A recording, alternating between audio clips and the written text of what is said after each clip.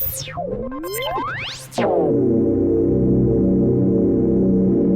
then, hello, good evening and welcome. My name is Paul. I've got an itchy neck and I'm also called Neck Knack. You probably didn't want to know about my neck. At any rate, I'm the chap behind Neck Knack's Daily Teaser, and I'll have links to that up in this corner somewhere if you wanted to follow that and have a look at some other bits of my content. I do quizzes, I talk about movies occasionally when I get the time to see one, and I get to see TV shows. I watch TV occasionally, again, if I get to see something I like.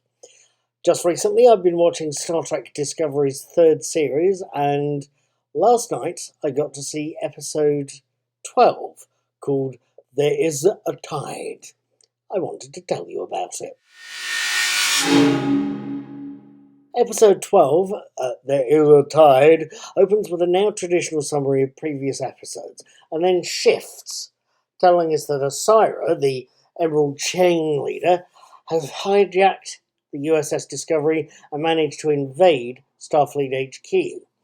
It shows us Admiral Vance, Oded Fair, and his ADC, Lieutenant Wyler, Vanessa Jackson, desperately deciding to let the Discovery in, knowing Osira has captured the ship and is up to something, and they want to try and draw her into making a bad move. It also shows us Michael Burnham, Commander Michael Burnham of the USS Discovery, played by Sonequa Martin Green, and Cleaver Booker, played by David Ajala, managing to sneak on board the Discovery in a desperate attempt to free the crew from Osira's thugs, and, once the smoke clears, get Stamets, the pilot, off Discovery, so Osira has no way of permanently stealing the ship. Things could get nasty. Now, what did I think of There Is a Tide? I have to admit, I thoroughly enjoyed this particular episode. Star Trek Discovery, or at least this season of it in particular, does like its touchy-feely episode and its more dialogue-driven ones. That's no bad thing. That's perfectly fine as far as I'm concerned. But, old-school fan that I am, I do tend to like more action-driven episodes, and this is a good example of it. As is People of Earth and The Sanctuary. They jumped out of me as well as action-driven pieces, ably directed by, of course, none other than Commander Riker himself, director Jonathan Frakes. I couldn't help but notice the fact that the Great Bear of the Galaxy, never mind.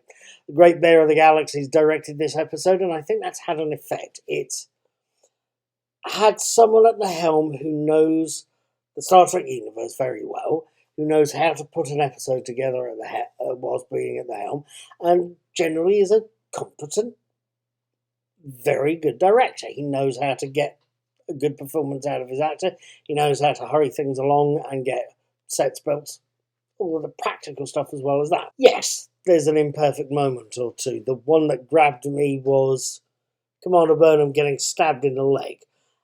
She manages to remove the knife and use a piece of Starfleet-issued kit to repair the wound. I'm not so sure about this. I'm not so sure that doing it that way is an advisable thing to do. From the little I've understood over the years, if we get stabbed or get an penetration injury of that sort, we're supposed to leave the knife, say, where it is. Counterintuitively, from the little I know, leaving it there is supposed to help keep the bleeding to a minimum. It's a bit like leaving a helmet on a crashed motorcyclist. Leaving a helmet on, especially the full head ones, helps to keep the head steady and reduce damage to the neck.